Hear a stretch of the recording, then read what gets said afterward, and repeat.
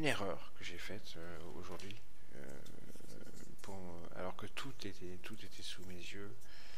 Et on était dans le cadre de mon setup sur le SP et j'ai fait tout l'inverse de ce qu'il fallait faire. Comme quoi, même quand on est dans le cadre d'un setup qu'on connaît bien et qu'on a l'habitude de travailler, on peut faire des bêtises. Et ensuite, ça c'est le premier thread, et le deuxième thread, c'est une variante de mon setup favori, que vous connaissez. C'est le retour sur VWAP mid de la séance cache suite à un début de session cache directionnelle ou une session Globex directionnelle. Donc on y va. Donc là on est sur ma zone de vente, hein, vous le voyez ici, SD plus 3, SD plus 4. Et malgré ça, j'ai acheté. Vous voyez ici, je suis long d'un contrat. Vous voyez, j'ai acheté tout en haut du marché. Alors pourquoi j'ai fait ça? J'ai surinterprété. En fait, j'ai surinterprété un petit peu le volume spread, par exemple, qui est hyper bullish, d'accord. Et j'ai surinterprété à ce moment-là les ticks qui se cantonnent au-dessus de leur zero line et qui viennent de faire une impression haute. Mais ce que je mets de côté, et j'ai surinterprété également la big picture que me donnent les eddy lines. Les eddy lines sont positifs. On est à plus 241 sur les eddy lines du SP, plus 925 sur les eddy lines du Nasdaq et plus 560 sur les eddy lines du Russell. Je vais mettre sur pause. Je surinterprète tout ça. Pour moi, c'est bullish à mort. Et bien que l'on soit tout en haut du marché sur ma zone de vente et que dans le footprint à ce moment-là j'ai une imbalance short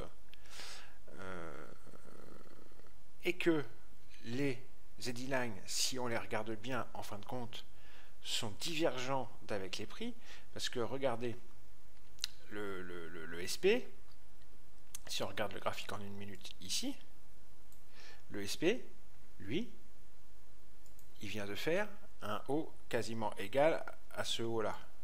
On a un haut égal. On n'a pas un haut plus haut, mais un haut égal en tous les cas. Alors que les eddy lines, du Russell, le haut, il monte un petit peu plus comme ça, hein, d'accord? Il diverge. Pour le Nasdaq, c'est pareil, on a un haut qui est comme ça. Ça diverge. Et sur les eddy lines du SP, le premier haut, il est là. Et ça diverge aussi.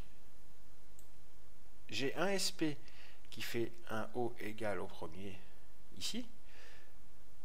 Et la correspondance avec les eddy lines me donne une divergence prix eddy line. Et les trois eddy lines en plus. Plus le fait que en fin de compte, je surinterprète le fait que les ticks se cantonnent sur la zero line, mais je pourrais aussi bien me dire à ce moment-là, ils ne dépassent pas non plus les plus 400 ici, ni les plus 600, ce qui est faible. Donc en fait, je suis dans le cadre de mon setup short, je devrais shorter, mais j'ai pris un long. On va remettre un petit peu en arrière. J'ai pris un long. Là, je suis dans mon long et pour moi, ça va exploser les plus hauts. Et ça, c'est une erreur. De surinterpréter un market internal, en l'occurrence éthique, et de mettre de côté les autres. En fait, j'ai pas tenu compte de ces divergences j'ai surinterprété les ticks et le volume spread. Et en fait, mes setups sur le SP l'après-midi, il doit y avoir une confluence sur tous les outils, les market internals, le footprint et bookmap. Et là, j'avais pas la confluence de tout. J'ai surinterprété un signal sur les ticks, un signal sur les ticks et un signal sur le volume spread, et j'ai pas tenu compte du reste. Et en plus, c'était vraiment le setup. Les zones d'achat et de vente sont convergentes. Il y en a une qui remonte et une qui est plate. Donc c'est mon setup. Hein. Je rappelle, regardez mes vidéos, le profil des zones d'achat et de vente, comment elles doivent être. Regardez mes vidéos pour prendre le setup. Il y a 3 ou 4 configurations. Elles doivent surtout pas être comme ça en tous les cas. D'accord ? Bon, là, en tous les cas, la configuration était plate en haut, convergente en bas. Donc, pour mon setup, c'est parfait. Pour un setup short, en tous les cas. Donc, voilà. J'ai surinterprété certains signaux et délaissé les autres. Ce qui fait que, en fait, j'avance un petit peu. Ici, en plus, j'ai une petite flèche qui me dit que le Nasdaq ne fait pas de nouveau plus haut. D'accord ? Ok. J'ai une imbalance short dans mon footprint, en plus à ce moment-là. Et le résultat, c'est que boum, voilà, je me fais stopper. Je prends mon stop il est là. Hein, et je le prends lamentablement. Parce qu'en plus, à ce moment-là, je tiens absolument mon trade. Je vais jusqu'au stop. Parce que ici, j'ai un support, ici on est sur l'open, et que je me dis, il y a une petite divergence positive comme ça. Voilà. Ok, bon. Eh ben non, de toute façon c'était mort, hein, à partir du moment où j'ai déjà tout ça dans la tronche, je suis à moins 175, le trade il est mort. Hein. C'est un petit peu un mot d'espoir. Je me voyais recharger un ou deux contrats là, mais je ne l'ai pas fait, je me suis laissé stopper. Bref, voilà. C'est un mauvais trade et une mauvaise interprétation de tes signaux. Et c'est très intéressant parce que, en fin de compte, le scalp à faire, il était clair. C'était un short ici. On était dans le setup. Pile poil dans le setup. Tous les eddy lines divergeaient avec les prix. Les ticks ne dépassaient pas les plus 400 et rarement aller jusqu'au plus 600. Et en plus, le volume spread commençait à descendre là. Mais le volume spread, de toute façon, il ne faut pas le prendre tout seul. Même si... même si le volume spread... excusez-moi. Même si le volume spread est tout seul à monter, surtout s'il est tout seul à monter et que les autres avant Decline et compagnie ne disent pas la même chose, il ne faut surtout pas en tenir compte. Hein, et ben erreur de ma part, et stop derrière, manger. Voilà. J'accélère un petit peu. Alors, ça c'est le second trade, pardon, excusez-moi. On va voir mon stop, je le mange, c'est avant. Voilà. Boum. Là, je viens de manger mon stop. Ok. Alors que... ah oui, alors je mange mon stop. Je disais des bêtises tout à l'heure. Je vais mettre en route là. Là, je tiens mon trade. J'ai un petit support ici. Excusez-moi. J'ai un petit support ici. Je vois ici sur l'advance décline du SP qu'on revient sur un support. Et malgré tout ça, je vais remettre en arrière. Je vois... On va mettre sur pause au moment où on arrive dessus. Tac, voilà. Ici, on arrive sur un support. Regardez, ici, on a bien réagi toute la journée. C'est le haut de la zone neutre. Ok. Ça diverge positif sur les advanced decline. Ok. Bon. Donc, je tiens mon trade, mais je vais au stop. Hein. Je vais au stop. Ok. Surtout que les ticks, là, ils dévisent bien et que le volume spread, il a fini par descendre. Donc là, le trade, il était mort. J'aurais dû sortir depuis longtemps. Donc voilà, Attention à ne pas surinterpréter certains signaux et ne pas tenir compte des autres. Ça, c'est très important. On va passer au second trade, qui est une variante de mon setup. Voilà, donc là, j'ai 2 contrats, d'accord, sur VWAP Globex Mid. Ça, c'est un setup que j'aime bien. Et on a eu, par exemple, une session Globex bullish, par exemple, hein, et on fait un retour sur VWAP et mid de la séance, avec toute une confluence de signaux qui te disent de prendre long. Et hop, ça repart nord. Ou l'inverse, on a eu une session Globex, l'inverse, hein, on a eu une session Globex bearish, et hop, on fait un retour sur VWAP mid, ici, et on a toute une confluence de signaux qui te disent de prendre un short. Et ça repart ensuite. Et ça, c'est un setup que j'aime beaucoup aussi. Et là, c'est ce qui est en train de se produire. On est retour VWAP Globex mid. Ok. J'ai commencé à prendre sur VWAP cash. D'accord. Dans la zone VWAP cash, VWAP Globex, j'ai pris 2 contrats. Ok. Sur l'advance decline sur les D-line du SP, on est revenu sur l'open de la veille, qui est aussi le bas de la veille, et qui est un beau support intraday. D'accord. On diverge positif sur les D-line du Nasdaq et du Russell. C'est ce que je disais tout à l'heure. On diverge positif sur les ticks. D'accord. Et sur le volume spread, on est revenu sur un petit support. Et on est en train de repartir nord. Dans le footprint, à ce moment-là, j'ai des imbalances longues qui se présentent tout partout ici, dans ma zone. C'est pour ça que j'enquille 2 contrats longs. Et c'est le setup. Hein. Toute la session Globex, on a grimpouillé comme ça.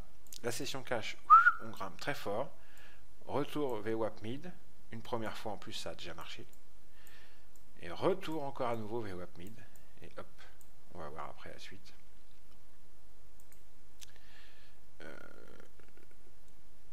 On va observer un petit peu ce que font les internautes. Donc vous voyez, les prix reviennent au niveau des plus bas, d'accord. Les D-line du SP revient sur son support intraday ici et sur l'open de la veille et le bas de la veille. Et les D-line du Nasdaq, lui, divergent positif. Les D-line du Russell divergent positif. Les ticks divergent positif. Divergent positif aussi. Et le volume spread arrive sur un petit support. Plus les imbalances longues sur le footprint, confluence de niveaux, confluence de signaux sur niveau important. Voilà le setup.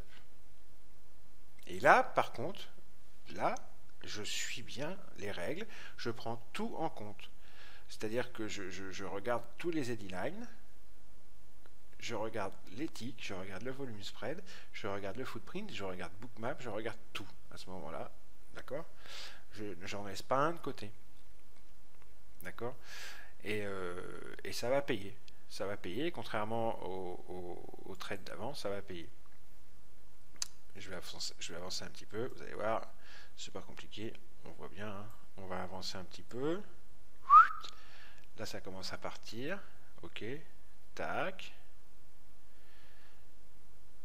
Alors là, c'est intéressant. Qu'est-ce qui vient de se passer? Les prix sont montés. Ils viennent de faire un petit retour à peu près sur les 50-60 de cette petite montée. Et les ticks, eux, ils ont fait ça. Tac, tac. Double bottom sur les moins 400. Ça, c'est intéressant. D'accord? La danse décline du SP, lui, il fait pareil que les prix. Petite divergence haussière. Et hop, il fait un petit retour sur les 50-60. Sur la danse décline du Nasdaq, ce qui est très important, c'est qu'on est au-dessus du mid. Ça, c'est très très important. On est très positif et en plus au-dessus du mid et on fait une petite divergence. Sur la danse décline du Russell, on est en train de faire toujours cette petite divergence avec les prix qui sont eux en bas égaux. Alors que là, on est sur des bas plus hauts que les bas précédents ainsi que sur les D-line du Nasdaq. Donc tout est là hein, à ce moment-là. Je tiens le trade. Ma target se trouve à 2000, en dessous les 2092,50, 93,50 parce que ça c'est un niveau H4. un niveau H4 très dur. Une résistance dure que je sais qu'on aura du mal à passer et qu'on passera peut-être pas. Je remets en route un petit peu la vidéo. Je vais l'avancer. Donc on continue.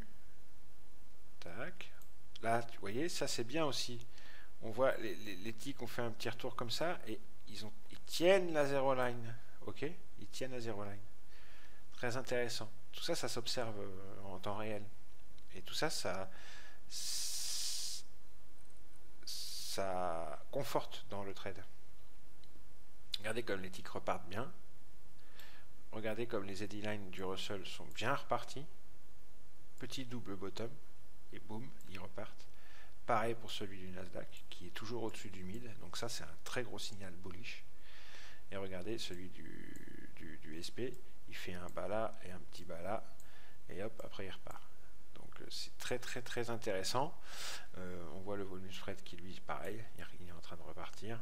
Et les ticks qui tiennent bien les moins 400 et qui sont en train de repartir. Et sur le 1 minute, les ticks, on voit un double bottom. Vous voyez cette boucle, tac, tac.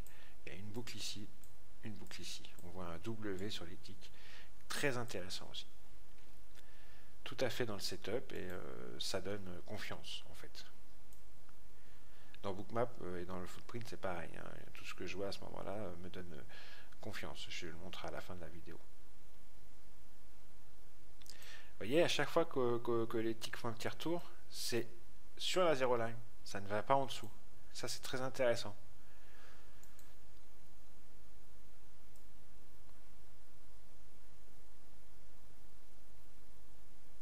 Et là, ça part. Vous voyez, tous les eddy lines sont en train de partir. Les ticks ne vont jamais en dessous de la zero line. Le volume spread refait un nouveau plus haut. D'accord. Donc ça, il le fait bien avant qu'on soit ici, hein, d'ailleurs. Hein. On peut remettre en arrière un petit peu. Voilà, le nouveau plus haut sur le volume spread, il est là. Et on est sur les prix, on n'est que là. Hein. D'accord. Donc ça, c'est intéressant aussi. Et on voit toujours ces ticks qui tiennent cette zero line. D'accord. Et là, on voit l'eddy line du Nasdaq qui sort de sa zone neutre. D'accord. Celui du SP qui s'envole.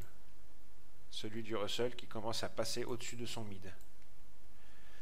Très intéressant et réconfortant pour le trade. Le volume spread s'éclate. Les ticks viennent de faire une impression haute, des plus 1000. Là, ça s'envole. Là, on continue à sortir de la zone neutre. Ici, on vient de sortir de la zone neutre. Vous voyez le petit bout de bougie là. On est passé au-dessus du mid sur le Russell, l'advance décline du Russell, et on est passé au-delà de la zone neutre. Ok, intéressant et réconfortant. On est bientôt sur ma target, hein, de toute façon. Donc là, je suis tranquille. Hein. Mais c'est toujours bien de voir. Allez, voilà, on vient de toucher ma target. Voilà. Voilà. Alors ensuite, dans Bookmap et dans le footprint, alors je montre le footprint. Ah voilà, attendez, le footprint c'est un moment, je le montre à un moment donné. C'est après, c'est bientôt.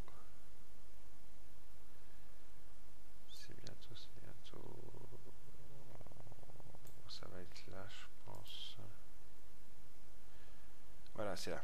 On va mettre sur pause. Voilà, donc là c'est quand on arrive sur la zone VWAP Cash, VWAP Globex. Là, on commence à faire une imbalance longue et on fait tout un petit rounding bottom. Ok. Avec, quand on arrive sur VWAP Cash, imbalance longue, et quand on arrive sur VWAP Globex, imbalance longue, et ensuite ça part. Momentum long, momentum long, momentum long. Et boum, ma target est là. Donc ça, le footprint, pareil, hein, quand on est dans ma zone, pas de souci. Ça réconforte. Magnifique pattern avec de belles imbalances longues. Et dans Bookmap, je vais me laisser parler parce que je parle. Dans Bookmap, ça donne ça. Quand on arrive sur ma zone d'achat, le retour VWAP mid, j'ai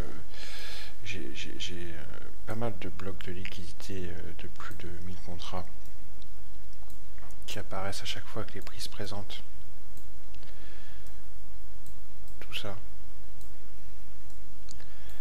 Et j'ai toute cette zone ici où j'ai 1200 et 1300 contrats.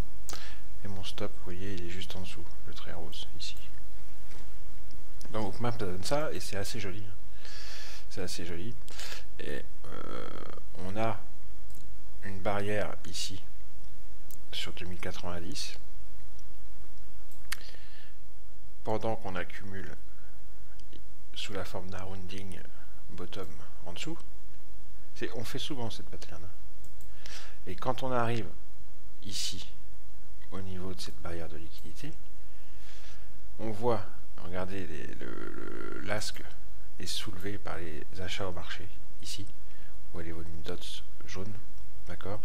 Et en même temps, on a cette stratification, ce layering en anglais, qui forme une pyramide, d'accord, qui envoie les prix jusqu'à 2092.5, qui est mon niveau H4,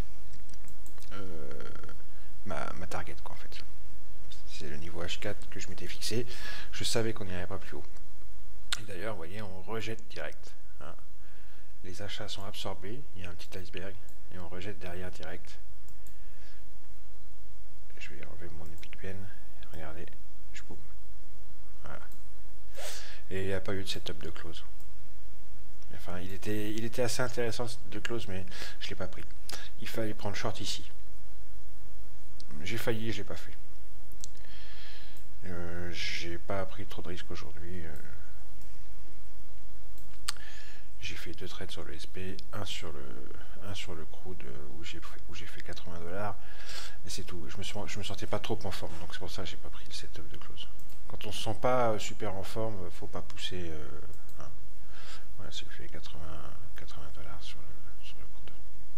Donc c'est quand même une bonne journée. Hein. Voilà.